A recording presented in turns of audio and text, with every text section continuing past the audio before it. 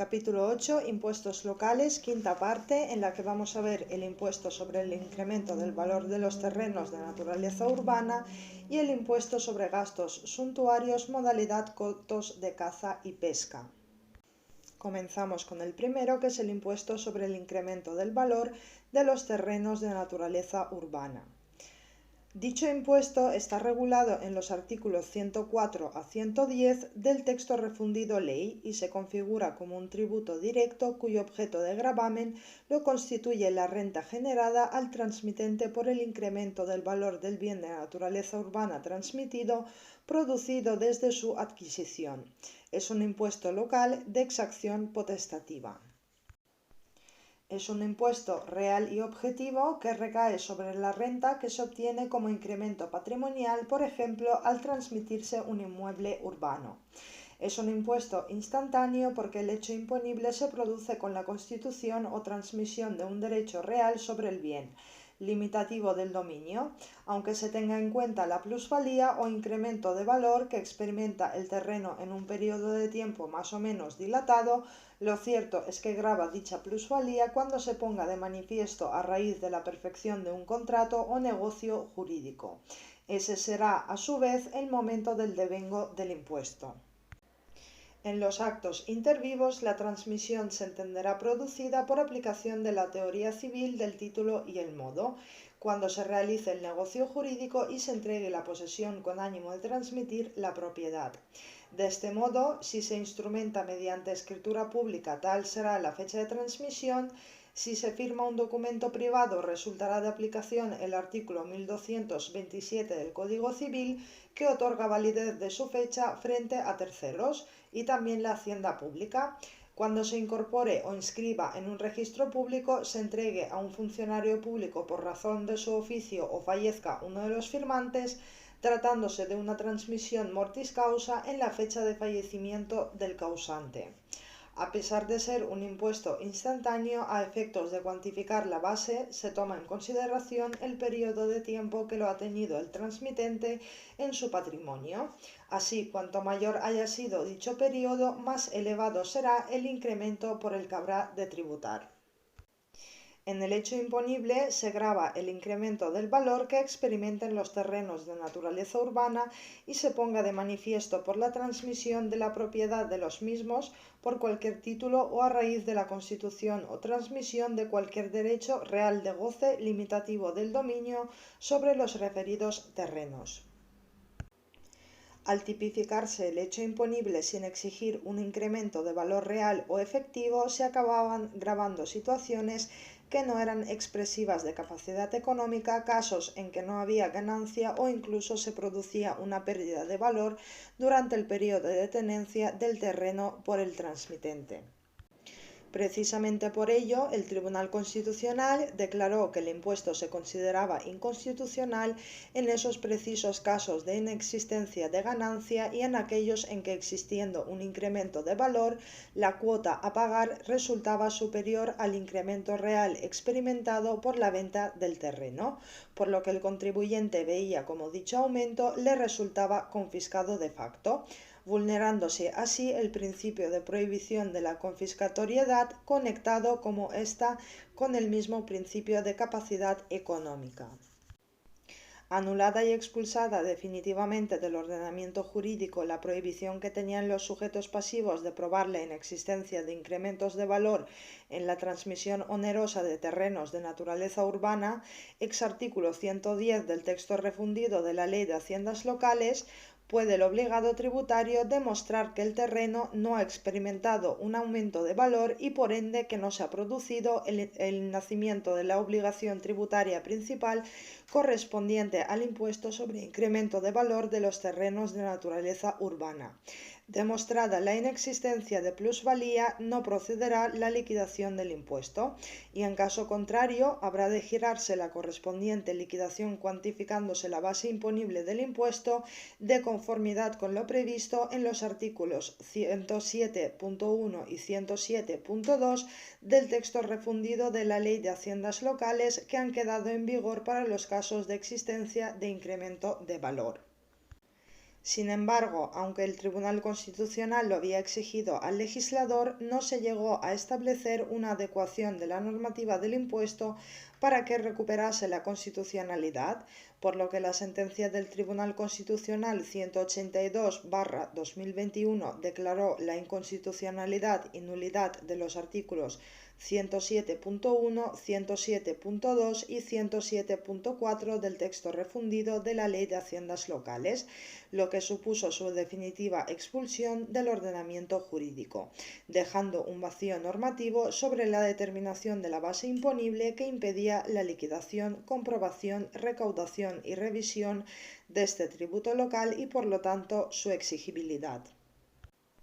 Para remediar la situación en que quedó el impuesto tras la sentencia del Tribunal Constitucional 182/2021, se aprobó el Real Decreto 26/2021, siendo que es el legislador y no el Tribunal Constitucional el que en el ejercicio de su libertad de configuración normativa debía llevar a cabo las modificaciones o adaptaciones pertinentes en el régimen legal del impuesto para adecuarlo a las exigencias del artículo 31 de la Constitución española, puestas de manifiesto en la doctrina constitucional recaída sobre los preceptos legales anulados.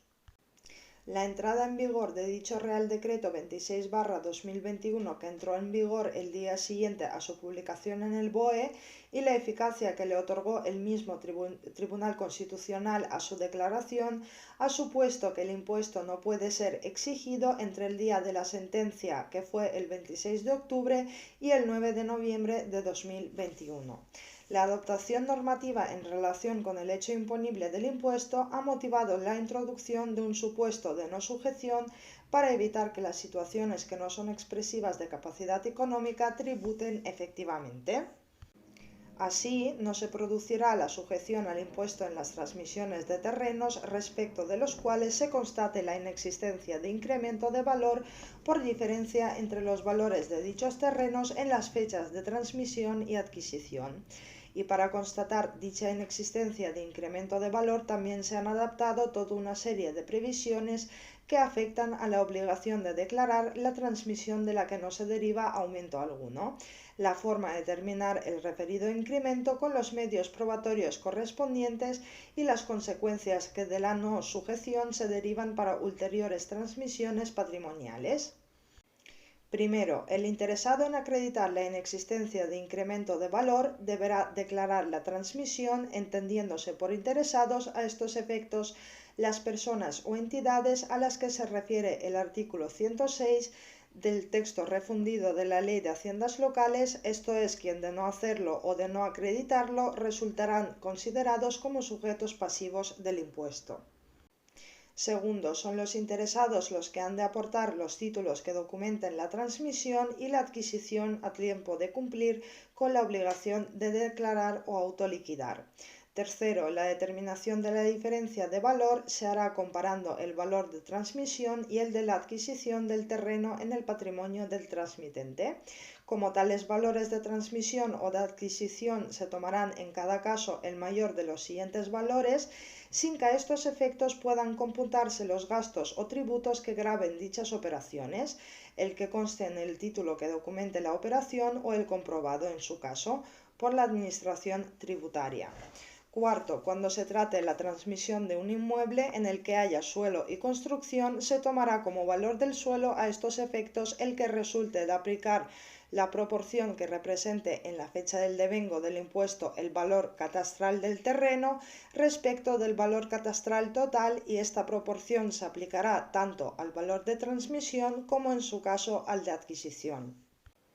Quinto, si la adquisición o la transmisión hubiera sido a título lucrativo, se aplicarán las reglas anteriores, tomando en su caso por el primero de los dos valores a comparar señalados anteriormente, el declarado en el impuesto sobre sucesiones y donaciones. Y por último, en la posterior transmisión de los inmuebles que hayan quedado no sujetos para el cómputo de número de años a lo largo de los cuales se ha puesto de manifiesto el incremento de valor de los terrenos, no se tendrá en cuenta el periodo anterior a su adquisición. Si combinamos estas características derivadas de la no sujeción con las que se desprenden de la tipificación del hecho imponible, podemos destacar algunos rasgos definitorios del gravamen. Se exige que se produzca un incremento real o efectivo de valor que aflora a raíz de una transmisión, sea a título oneroso como la compraventa, permuta, adjudicación en pago o para pago de deudas, aportación no dineraria a una sociedad, subasta, etc., o a título lucrativo como donación o herencia testada o intestada, o al constituirse o transmitirse un derecho real de goce limitativo del dominio que recaiga sobre estos terrenos urbanos, como puede ser el usufructo, el uso, la habitación, servidumbres, censos y los foros. Queda claro que no se gravan las plusvalías meramente latentes, sino las que se ponen de manifiesto con ocasión de alguna transmisión. Resulta una cuestión controvertida si el derecho de anticresis participa en la naturaleza de los derechos reales de goce, pues el acreedor adquiere el derecho a percibir los frutos del inmueble de su deudor. También se discute si el derecho de superficie da lugar al devengo del impuesto sobre el incremento del valor de los terrenos de naturaleza urbana. Las razones que se apuntan para su exclusión se basan en que la regulación aplicable lo configura como temporal, teniendo derecho el propietario a la revisión total de lo edificado al finalizar el plazo que se hubiere pactado, por lo que el superficiario carece de un derecho de disposición sobre la edificación. Además, civilmente este derecho es asimilado al censo emfitéutico, previendo en estos casos el propio Código Civil en su artículo 1655 el régimen aplicable. Así, cuando el derecho de superficie tenga carácter temporal o por tiempo limitado, se estimará como arrendamiento y se regirá por las disposiciones relativas a este tipo de contrato. A tenor de la legislación vigente, el derecho de superficie en su variedad urbana siempre tiene carácter temporal, no pudiendo exceder de 75 o 99 años según los casos. La adquisición de terrenos por usucapión no está sujeta al impuesto.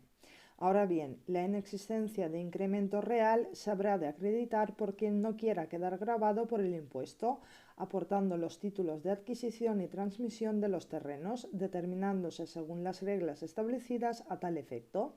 En caso de incumplimiento de cualquiera de estas normas, el resultado será la procedencia del gravamen con arreglo a la regla objetiva prevista en el artículo 107.4 del texto refundido de la Ley de Haciendas Locales, pasando a considerarse el interesado como sujeto pasivo del impuesto. En los casos de transmisiones lucrativas, no siempre será fácil para los interesados acreditar la inexistencia de aumento aportado los títulos de adquisición, que corresponderán al transmitente, causante o donante y obrarán en su poder. En ocasiones, estos negocios jurídicos pueden pactarse con cláusulas suspensivas o resolutorias. Para estas situaciones, el texto refundido ley establece que en el primer caso no se liquidará el impuesto hasta que la condición se cumpla y en el segundo este se girará, pero cuando la condición se cumpla se podrá solicitar la devolución del impuesto. Algo similar ocurre en los casos de nulidad, rescisión o resolución del acto o contrato. El texto refundido ley impone la condición de que dicho acto o contrato no produzca efectos lucrativos, es decir, cuando los interesados no justifiquen que deban efectuar las recíprocas devoluciones según el artículo 1295 del Código Civil. Solo si se cumple la condición habrá devolución del impuesto. Se exceptúa expresamente la rescisión o resolución por incumplimiento de las obligaciones del sujeto pasivo del impuesto, en cuyo caso no habrá lugar a la devolución, y si el contrato quedase sin efecto por mutuo acuerdo, no se producirá la devolución, considerándose como un acto nuevo sujeto a tributación. El incremento de valor será el imputable a los terrenos y no a las construcciones, pero siempre que dicho terreno tenga la condición de urbano a efectos del IBI, independientemente de que estén considerados como tales en el catastro. Por tanto, no resulta sujeto el incremento del valor de terreno si tiene la consideración de rústico a efectos del IBI. Estarán sujetos los terrenos clasificados como suelo urbanizable programado o suelo apto para urbanizar. La clasificación de los inmuebles efectuada por la Ley 48/2002 del Catastro Inmobiliario no tuvo efectividad hasta el 1 de enero del año 2006. La exclusión de los terrenos rústicos ha sido cuestionada ante el Tribunal Constitucional, que ha considerado que, aunque es una incorrección técnica, no entraña inconstitucionalidad. Esta remisión a un concepto de terrenos urbanos que está pensada para un impuesto distinto como es el IBI plantea algunos interrogantes. Por ejemplo, aquellos terrenos que se fraccionen en contra de lo dispuesto en la legislación agraria serán considerados urbanos a efectos del IBI y del impuesto sobre el incremento de valor de los terrenos de naturaleza urbana, lo cual puede chocar con el fundamento de este último, ya que el hecho de que se haya infringido la legislación agraria no dota por sí mismo y en todo caso de la calificación de urbano al terreno. El propio texto refundido ley considera como derecho real de goce y por tanto sujeto al impuesto el derecho a elevar una o más plantas sobre un edificio o terreno o el derecho a realizar la construcción bajo suelo sin implicar la existencia de un derecho real de superficie. También resulta sujeto el incremento de valor que experimenten los terrenos integrados en bienes inmuebles clasificados de características especiales, que son los destinados a producción de energía eléctrica, gas y al refino de petróleo y las centrales nucleares, las presas, saltos de agua y embalses, incluido su lecho o vaso, excepto las destinadas exclusivamente al riego, las autopistas, carreteras y túneles de peaje y los aeropuertos y puertos comerciales. El punto de conexión que determinará la aplicación del impuesto en uno u otro municipio se basa en el principio de territorialidad y en concreto en el lugar donde esté ubicado el terreno. La ley no resuelve el supuesto en que el terreno ocupe más de un municipio. La lógica nos dice que en este caso el impuesto se girará proporcionalmente a la extensión que ocupe el bien en cada término municipal. No estarán sujetas a este impuesto las aportaciones de bienes y derechos realizadas por los cónyuges a la sociedad conyugal, las adjudicaciones que a su favor y en pago de ellas se verifiquen y las transmisiones que se hagan a los cónyuges en pago de sus haberes comunes. Tampoco estará sujeta la transmisión de bienes inmuebles entre cónyuges a favor de los hijos como consecuencia del cumplimiento de sentencias en los casos de nulidad, separación o divorcio matrimonial, independientemente del régimen económico matrimonial por el que se rijan. Asimismo, no se producirá la sujeción al impuesto en los supuestos de transmisiones de bienes inmuebles a título lucrativo en beneficio de las hijas, hijos, menores o personas con discapacidad sujetas a patria potestad, tutela o con medidas de apoyo para el adecuado ejercicio de su capacidad jurídica, cuyo ejercicio se llevará a cabo por las mujeres fallecidas como consecuencia de violencia contra la mujer, en los términos en que se defina por la ley o por los instrumentos internacionales ratificados por España, cuando estas transmisiones lucrativas traigan causa del referido fallecimiento. La Ley Orgánica 2/2022 de mejora de protección de las personas huérfanas víctimas de la violencia de género ha introducido este supuesto de no sujeción para evitar que la transmisión de ciertos bienes y derechos de la herencia de sus madres, como por ejemplo la vivienda en la que residían, que tiene lugar con ocasión de su fallecimiento, al determinar el devengo del impuesto y su obligación de pago por las huérfanas y huérfanos adquirientes, represente una significativa carga económica que puede afectar gravemente a la viabilidad de su adquisición.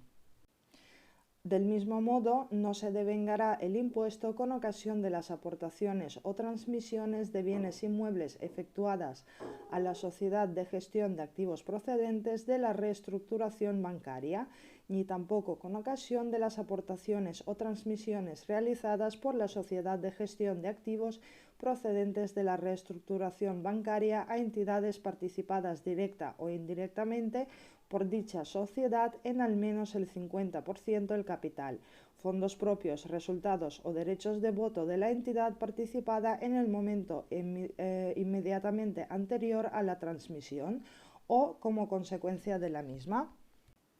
No se devengará el impuesto con ocasión de las aportaciones o transmisiones realizadas por la sociedad de gestión de activos procedentes de la reestructuración bancaria o por las entidades constituidas por esta para cumplir con su objeto social, a los fondos de activos bancarios, ni tampoco por las aportaciones o transmisiones que se produzcan entre los citados fondos durante el periodo de tiempo de mantenimiento de la exposición del fondo de reestructuración ordenada bancaria a los fondos.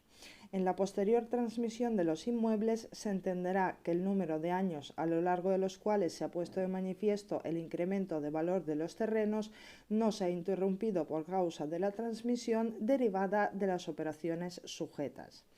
Y a pesar de que no se mencione expresamente en la ley, no resultan sujetas las plusvalías que se deriven de terrenos clasificados como rústicos a los efectos del IBI.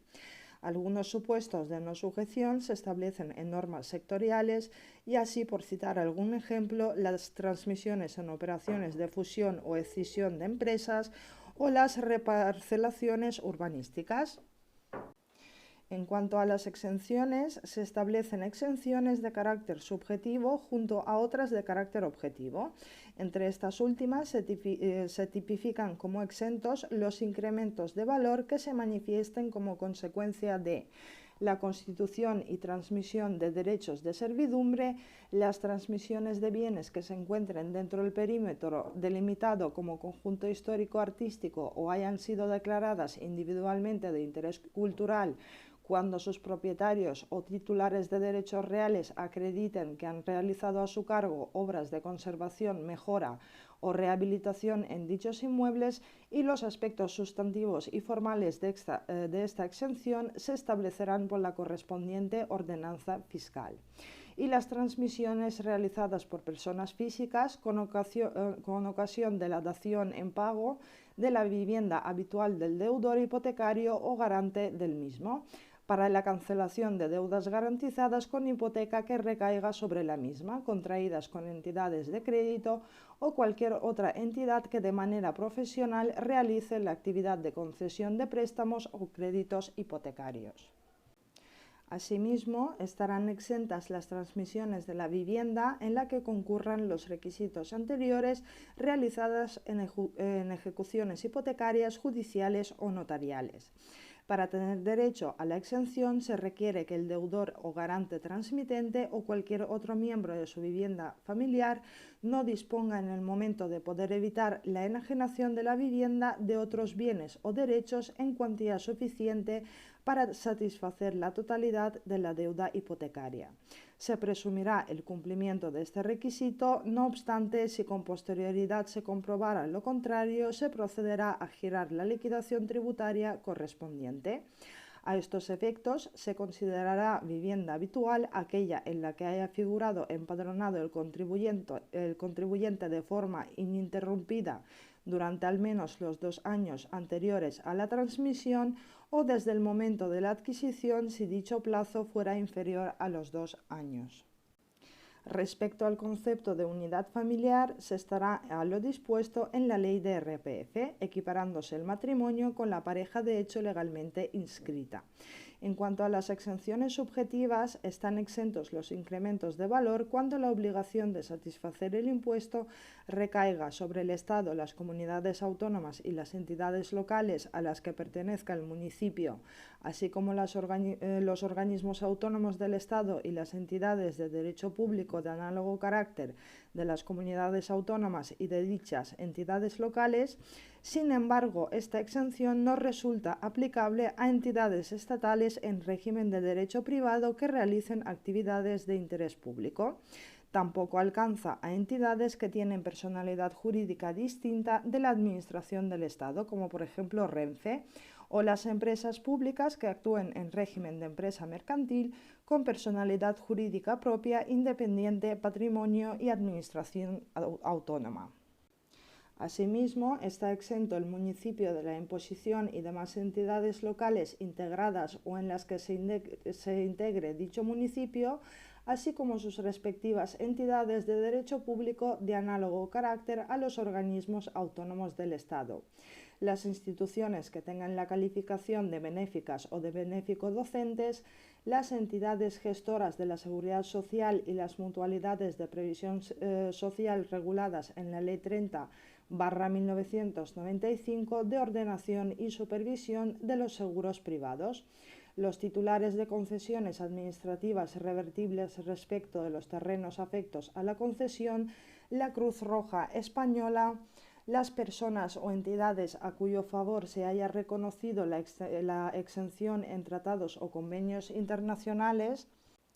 la Iglesia Católica y demás entidades religiosas a las que afecta el acuerdo con la Santa Sede de 1979 resultarán exentas en este impuesto solo en aquellos supuestos en los que se acredite por la entidad que solicite su aplicación y en la forma legalmente establecida que el bien transmitido se haya afecto a actividades o finalidades religiosas, entre ellas las de culto, sustentación del clero, sagrado apostolado y ejercicio de caridad, benéfico docentes, médicas y hospitalarias o de asistencia social. También está exenta la compañía telefónica en virtud de la disposición adicional octava de la Ley Reguladora de Haciendas Públicas vigente tras el texto refundido Ley. En cuanto al sujeto pasivo, la consideración de sujeto pasivo a título de contribuyente depende del carácter oneroso o gratuito del negocio jurídico realizado. Así, si se produce una transmisión a título lucrativo, sujeto pasivo será la persona física, jurídica o entidad del artículo 35.4 de la Ley General Tributaria que adquiera el terreno o a cuyo favor se constituya o transmita el derecho real, esto es, el adquiriente. Si la transmisión se produce a título oneroso, la persona física, jurídica o entidad del artículo 35.4 de la Ley General Tributaria que transmita el terreno o que constituya o transmita el derecho real del que se trate, es decir, el transmitente. Sin embargo, cuando en este último caso el transmitente o aquel que transmita o constituya el derecho real sea una persona física no residente en España, tendrá la consideración de sustituto del contribuyente la persona física o jurídica o entidad del artículo 35.4 de la Ley General Tributaria que adquiera el terreno o a cuyo favor se constituya o transmita el derecho real. Siendo esta la voluntad legal, puede que los contratantes pacten, por ejemplo, que el impuesto a pagar como consecuencia de una compraventa sea soportado por el comprador y no por el vendedor, como determina la ley. Ningún inconveniente jurídico existe para ello, pero no debe olvidarse que el vendedor es el único sujeto pasivo ante la hacienda pública, ya que cualquier pacto carece de efectos ante la administración tributaria. De ahí que si el comprador no abonase el impuesto, la administración iniciará el procedimiento de apremio contra el vendedor, único obligado sin atender a esos pactos privados que se hubieran suscrito entre ellos. Ello, sin embargo, sin perjuicio de que el vendedor pudiera ejercer contra el comprador incumplidor la acción civil correspondiente para ser resarcido. Se debe atender a cuantos negocios jurídicos se realicen en función de las personas que los celebren. Por eso, transmitiéndose mortis causa, el usufructo de un terreno urbano a una persona y la nuda propiedad a otra distinta, existen dos hechos imponibles diferenciados. La extinción del usufructo no determinará, sin embargo, la realización del hecho imponible de este impuesto, puesto que no hay transmisión de la propiedad ni de ningún derecho real, sino que el nudo propietario consolida el dominio sin resultar gravado por este impuesto. Por ejemplo, si se dona la nuda propiedad y el donante se reserva el usufructo, tributará esa transmisión de la nuda propiedad, pero no el usufructo que no se desplaza. Y pasamos a la cuantificación del impuesto. La cuantificación del impuesto responde al sencillo mecanismo de multiplicar la base imponible por el tipo de gravamen, obteniéndose así la cuota íntegra. Esta se minorará en la bonificación que en su caso hayan establecido los respectivos municipios, de acuerdo con el texto refundido ley, obteniéndose así la cuota líquida. La base imponible estará constituida por el incremento del valor de los terrenos puesto de manifiesto en el momento del devengo y experimentado a lo largo de un periodo máximo de 20 años, pudiendo determinarse de dos formas, una que podríamos denominar directa y otra que es la que venía aplicándose con anterioridad, que denominamos objetiva. Según la primera, que tiene carácter optativo para el contribuyente, cuyo derecho deba ejercitarse al tiempo de presentar la declaración o autoliquidación mediante la acreditación documental, a la que se refiere el artículo 104.5 del texto refundido Ley de Haciendas Locales, la base imponible estará representada por el efectivo incremento del valor del terreno calculado por diferencia entre la transmisión y la adquisición. Como es el contribuyente quien decide tributar por esta fórmula, solo tributará por él si el incremento del valor efectivamente obtenido es superior al resultante de aplicar el otro régimen de cálculo. En caso de que resultase inferior, tributará según lo dispuesto en el artículo 107.4 del texto refundido Ley de Haciendas Locales, que establece una regla de cálculo objetiva. Según la regla objetiva de determinación de la base imponible se determinará multiplicando el valor del terreno en el momento del devengo por el coeficiente que corresponda al período de generación. El valor del terreno viene definido por la ley en función del negocio jurídico a través del cual se manifiesta la plusvalía. En todo caso, el citado valor se refiere al que le correspondiese en el momento del devengo del impuesto. Transmitiéndose la propiedad del terreno, se tomará el valor que siga asignado a efectos del IBI, esto es, el valor catastral. En relación con este impuesto, la ley efectúa tres precisiones de relevancia. En primer lugar, en los casos en que el valor del terreno sea consecuencia de una ponencia de valores que no refleje modificaciones de planteamiento aprobadas con posterioridad a la aprobación de aquella, el ayuntamiento podrá practicar una liquidación provisional con tales valores. La liquidación definitiva tomará el valor que resulte de los procedimientos de valoración colectiva que se instruyan y cuando la fecha de efectividad de este nuevo valor catastral no coincida con la del devengo, dichos valores se corregirán aplicando los coeficientes de actualización fijados en la correspondiente Ley de Presupuestos Generales del Estado. En segundo lugar, cuando los terrenos objeto de este impuesto no tuvieran asignado un valor catastral en el momento del devengo, el ayuntamiento podrá practicar la liquidación cuando el citado valor catastral sea determinado refiriendo dicho valor a aquel momento, lo que significa que resulta improcedente exigir este impuesto si el terreno no tiene un valor catastral asignado por el Centro de Gestión Catastral y Cooperación Tributaria, puesto que este es el único valor que puede considerarse como base imponible del citado impuesto. En tercer lugar, los ayuntamientos podrán establecer en la ordenanza fiscal un coeficiente reductor sobre el valor señalado en los dos párrafos anteriores, que pondere su grado de actualización con el máximo del 15%. Tratándose de derechos reales de goce limitativos del dominio, el valor a tomar en cuenta será el fijado a los efectos del IBI en la parte correspondiente al derecho real, de acuerdo con las normas del impuesto sobre transmisiones patrimoniales. En el caso del derecho a elevar una o más plantas sobre un edificio o terreno o del derecho a realizar la construcción bajo suelo sin implicar la existencia de un derecho real de superficie, se tomará del valor del terreno fijado a los efectos del IBI la parte que corresponda de acuerdo con el módulo de proporcionalidad fijado en la escritura de transmisión o en su defecto la proporción que resulte entre la superficie o volumen de las plantas a construir en vuelo o subsuelo y la total superficie o volumen edificados una vez construidas aquellas. En el supuesto de una expropiación forzosa, se tomará la parte del justiprecio que corresponda al valor del terreno, salvo que el valor fijado a los efectos del IBI fuere inferior, en cuyo caso prevalecerá este. Ante la posibilidad de que los valores catastrales se modifiquen como consecuencia de un procedimiento de valoración colectiva de carácter general, se tomará como valor del terreno o, en su caso de la parte correspondiente, el importe que resulte de aplicar a los nuevos valores catastrales la reducción que en su caso hubiera fijado el ayuntamiento de la imposición, dado que la reducción tendrá carácter potestativo.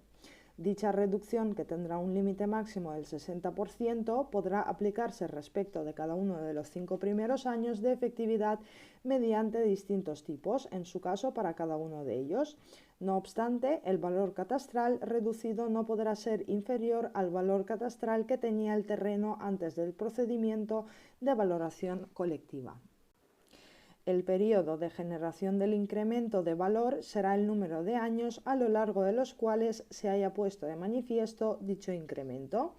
En el cómputo del número de años transcurridos se tomarán años completos, es decir, sin tener en cuenta las fracciones del año, y en el caso de que el periodo de generación sea inferior a un año, se prorratea el coeficiente anual teniendo en cuenta el número de meses completos, es decir, sin tener en cuenta las fracciones del mes. A diferencia de lo que ocurre con anterioridad a la reforma, ocurre que salvo que se transmita el terreno en un plazo inferior al mes, existirá periodo de generación. El coeficiente a aplicar sobre el valor del terreno en el momento del devengo, calculado conforme a lo dispuesto en los apartados anteriores, será el que corresponda de los aprobados por los ayuntamientos según el periodo de generación del incremento de valor, sin que pueda exceder de los límites siguientes. En el periodo de generación inferior a un año, el coeficiente es de 0,14. En el periodo de un año, el coeficiente es del 0,13. En el periodo de 2 años, el coeficiente es del 0,15. En el periodo de 3 años, el coeficiente es del 0,16.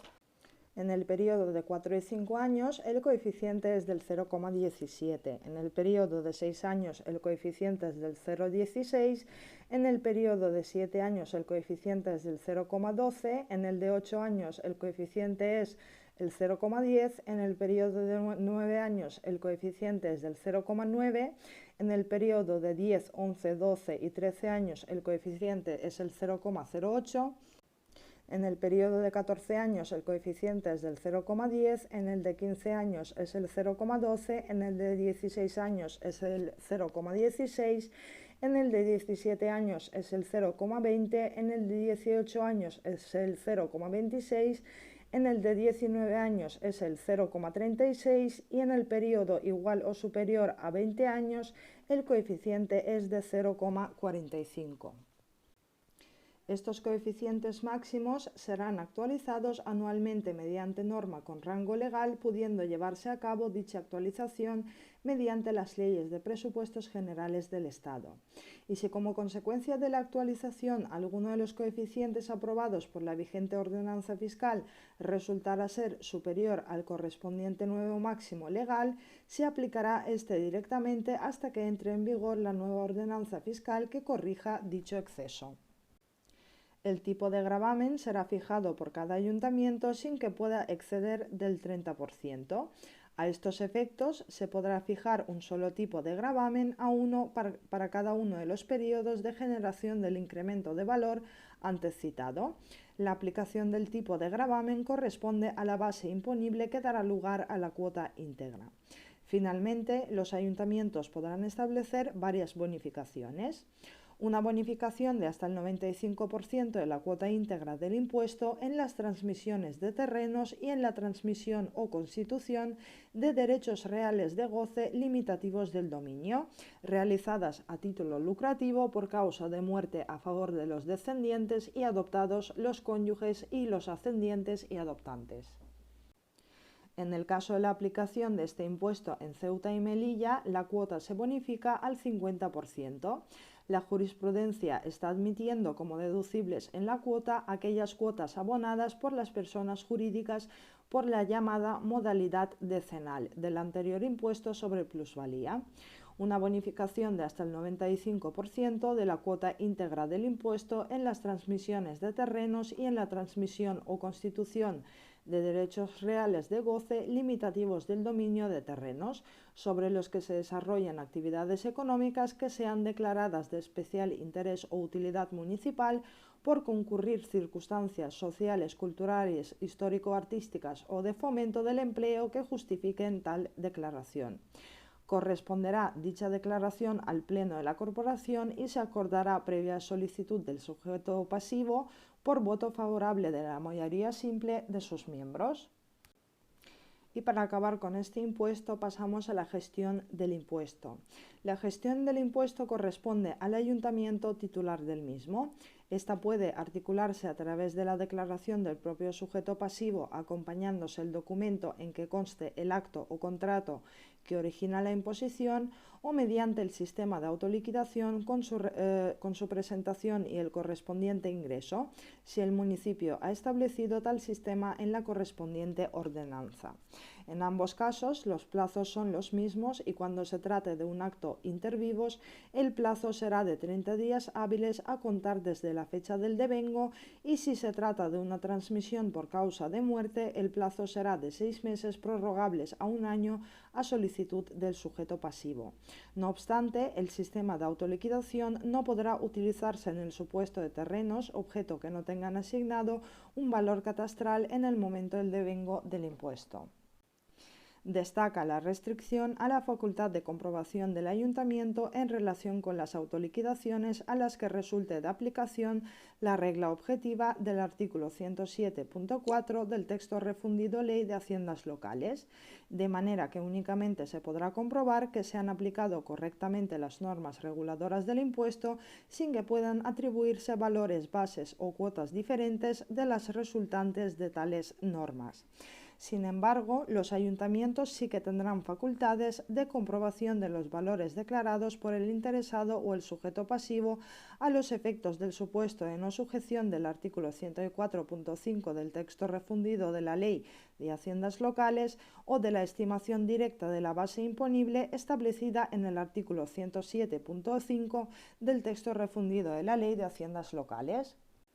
Y precisamente por la importancia que tienen el supuesto de no sujeción del artículo 104.5 y de determinación directa de la base imponible del artículo 107.5, se establece el deber de colaboración que tendrán las administraciones tributarias de las comunidades autónomas y las entidades locales para la aplicación del impuesto, pudiendo suscribirse para ello los correspondientes convenios de intercambio de información tributaria y de colaboración. Adicionalmente, se establece el deber de colaboración con la administración que se impone a los transmitentes o constituyentes de un derecho real o al donante en las operaciones con causa gratuita, con la obligación de comunicar la realización del hecho imponible, y al adquiriente o persona a cuyo favor se constituye o transmite el derecho real si se trata de operaciones con causa onerosa.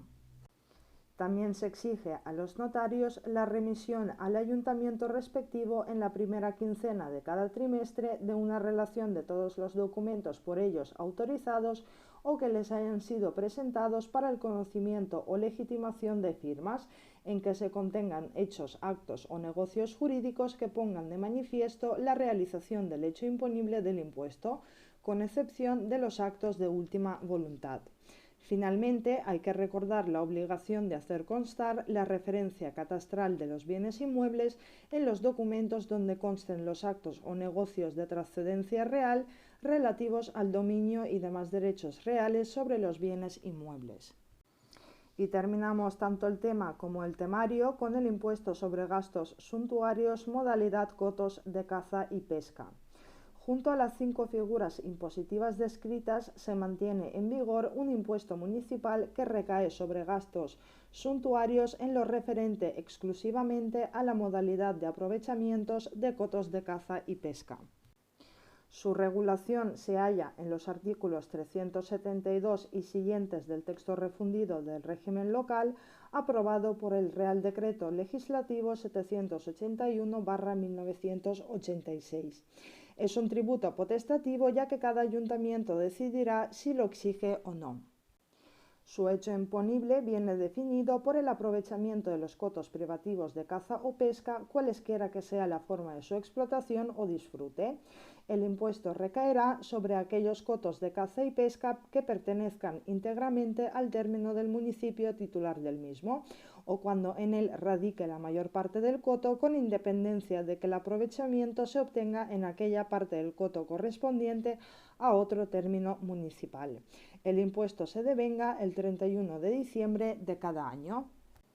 Están obligados al pago en concepto de contribuyentes los titulares de los cotos o las personas a las que corresponda su aprovechamiento por cualquier título. Tendrá la condición de sustituto del contribuyente el propietario de los bienes acotados, quien podrá repercutir el tributo al titular del referido aprovechamiento. La cuota del impuesto se obtendrá aplicando a la base imponible el correspondiente tipo de gravamen. Dicha base viene constituida por el valor de aprovechamiento cinegético o piscícola y los ayuntamientos, a través de ordenanzas fiscales, fijarán el valor de estos aprovechamientos, que se determinarán mediante tipos y módulos establecidos por orden ministerial, atendiendo al rendimiento medio por unidad de superficie de los diferentes grupos de fincas. El tipo de gravamen a aplicar sobre la base imponible será fijado por el ayuntamiento en la correspondiente ordenanza fiscal, sin que pueda exceder del 20%.